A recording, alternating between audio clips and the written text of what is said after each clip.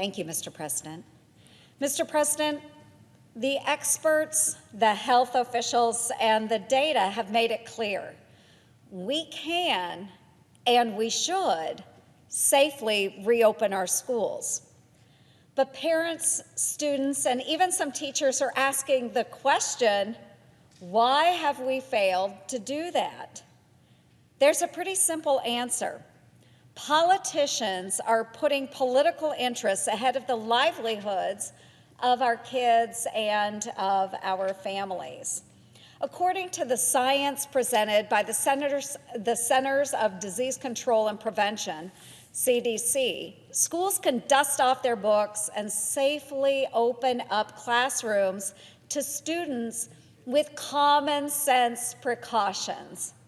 Transmission of COVID among students is relatively rare, and classrooms have not been a significant source of community transmission, according to the CDC. Furthermore, the CDC says, quote, it is possible for communities to reduce the incidence of COVID-19 while keeping schools open for in-person instruction, end quote. So, Mr. President, what is the holdup? Despite his CDC's own advice, President Biden's administration continues to play games, to ignore the science, and to send mixed messages to the American people.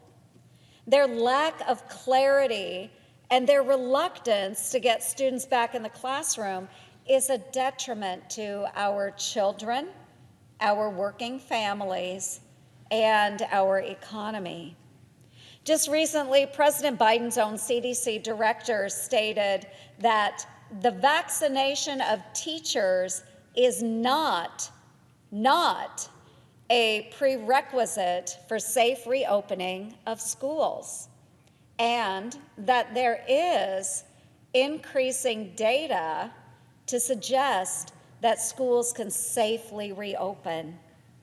But shortly after her statement, the White House press secretary moved the goalposts once again, claiming that the Biden administration's aim is to have more than 50% of the schools offer some teaching in person, quote, at least one day a week, end quote, by the 100th day of Joe Biden's presidency. 1 day a week, folks. Yes, you heard it right. Have kids in school only 1 day per week, and no sooner than the end of April. Just days after this, after coming under immense pressure from the American people, including folks on the left, the president moved the goalposts again and threw his communications staff under the bus, a school bus, for the 1 day a week goal. Folks, our youngest generation is falling behind.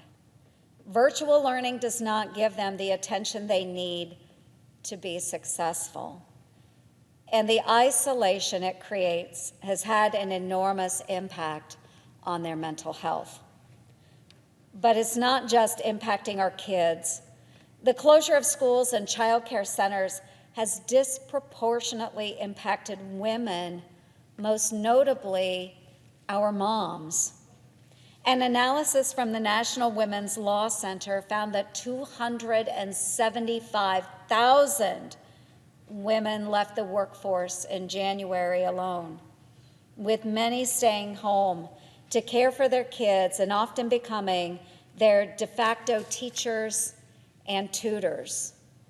Women across the country have made enormous strides in all fields of service, and our moms shouldn't be forced to put their careers on hold because our schools, at the direction of this administration, are failing to do their jobs.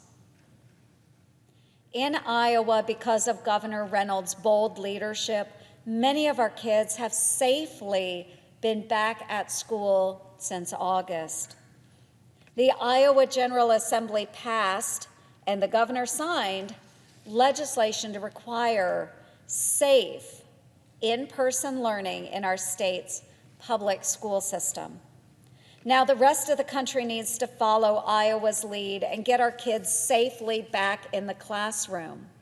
At the federal level, I'm helping lead an effort that would require schools to offer a safe in-person learning option to students by April 30th, 2021.